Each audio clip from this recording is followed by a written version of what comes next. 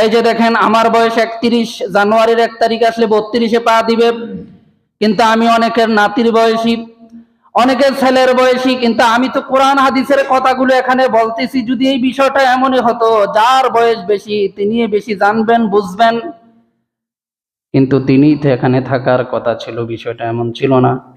কিন্তু কেন আমাকে 79 কিলোমিটার দূর থেকে, সেই চান্দিনার অদূর গ্রাম থেকে আমাকে এখানে এসে কথা বলতে হয়? এর একটাই কারণ, কোরআনের জ্ঞান, ওহির জ্ঞান আল্লাহ দান করেছেন, সেটা আপনাদের সামনে বলার জন্য, ঠিক কিনা?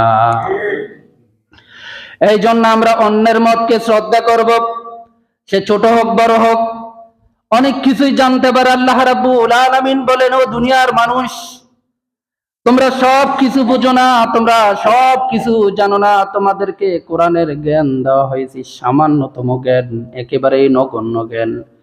ওমা উতিতুম মিনাল ইলমি ইল্লা কলিলা।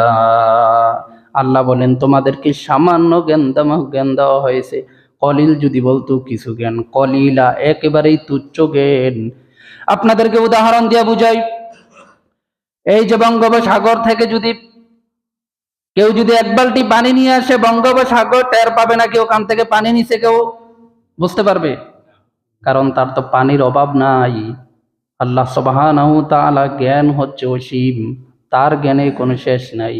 তার জ্ঞান থেকে সামান্য পরিমাণে জ্ঞান আমাকে আপনাকে দিছি। এই জ্ঞান পেয়ে আমরা এত অহংকারী, এত বাহাদুরি, এত গরিমা আমাদের কেন? এই জন্য আল্লাহ রাব্বুল আলামিন আমাদেরকে বলছেন, বান্দারে, আমি তোমাদেরকে জ্ঞান সামান্য দিয়েছি, সেই সামান্য জ্ঞান অনুযায়ী তুমি যদি আমল করতে পারো, তুমি যদি আমি আল্লাহ রাব্বুল আলামিনের হুকুমগুলো বাস্তবায়ন করতে পারো, পরকালে কিয়ামতের ময়দানে আমি তোমাকে কঠিন বিপদে নাজাত দিয়ে দিব।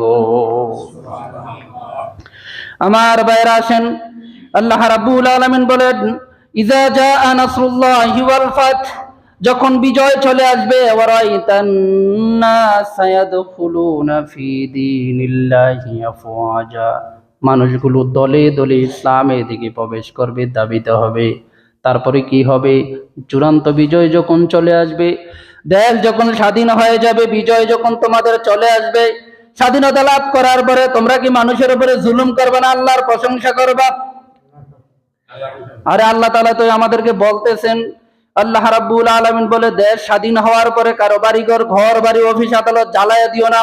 এটা রাসূলের সুন্নাহ না, এটা রাসূলের সুন্নাহ না, এটা আল্লাহর আইন না। আল্লাহ রাব্বুল আলামিন বলছেন, সর্বপ্রথম তোমাদের দায়িত্ব কি? তা হচ্ছে ফাসাব্বিহ বিহামদি রাব্বিকা ওয়াস্তাগফির। তুমি স্বাধীনতা লাভ করেছো, তোমার বিজয় হয়ে গেছে, ইসলামের বিজয় হয়ে গেছে, সর্বপ্রথম তোমার মেসেজ হচ্ছে ফাসাব্বি, তুমি তাসবিহ জপবা কার? বিহামদি, প্রশংসা করবা কার? রব্বিকা ফাসতাগফির, তারপরে তুমি ইস্তেগফার, ক্ষমা প্রার্থনা করবা কার? আল্লাহ রাব্বুল আলামিন বলেছেন, ইন্নাহু কানা তাওয়াবা, যারা তওবা করে নিশ্চয়ই তওবাকারীদের সাথে কে আছেন? তওবা করতে রাজি আছেন না নাই? আল্লাহ রাব্বুল আলামিন কে এখানে আমাদেরকে কয়েকটি শিক্ষা দিয়েছেন। 1 নম্বর হচ্ছে ফাসাব্বিহ, আমরা তাসবিহ পড়ব কার নামে? সকাল সন্ধ্যায় জিকির করব কার নামে? প্রশংসা করব কার নামে? আল্লাহ ছাড়া দুনিয়ার কারো প্রশংসা করা যাবে? যাবে? নেতার প্রশংসা করলে নেতা খুশি হয়তো পদ দিতে পারে, কিন্তু কিয়ামতের ময়দানে আপনাকে বাঁচাতে পারে নাকি? পারে? আল্লাহ রাব্বুল আলামিন বলছেন, আমার প্রশংসা করলে কিয়ামতে তোমাকে আমি জাহান্নাম থেকে বাঁচিয়ে জান্নাতে ঢুকিয়ে দিব। সে আল্লাহর প্রশংসা করতে রাজি আছেন না নাই? তাহলে আজকে মেসেজ এখান থেকে নিয়ে যাবেন।